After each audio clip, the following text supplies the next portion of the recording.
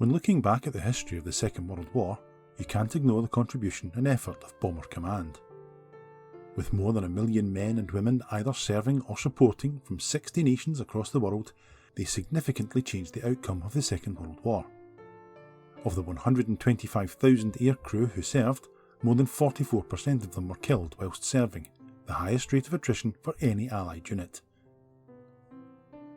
One of their number was a young banker from Scotland named William Derrick Scott.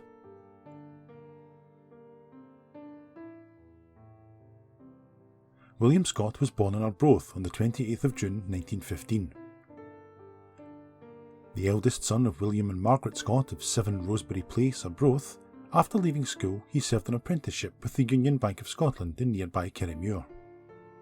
He was later transferred to the Dundee branch and was admitted to the Institute of Bankers in Scotland in 1936. Aged just 24 when war broke out, William joined the Royal Air Force on the 17th of July 1940 and trained as a bomb aimer.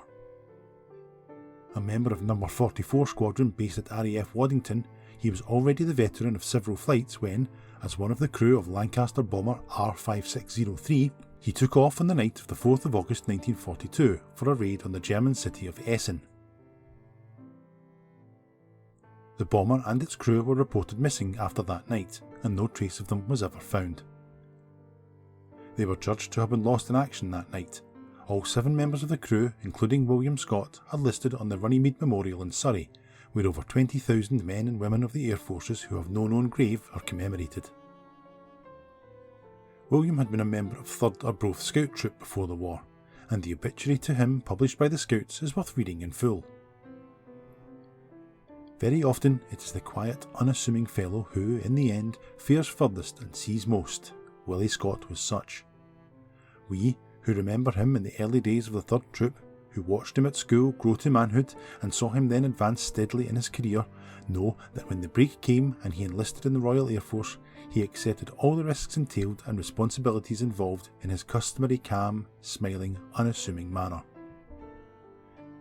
In his work as a member of the team of an RAF aircrew, we know he pulled his weight in the same spirit of service and self-sacrifice as he did in his old patrol.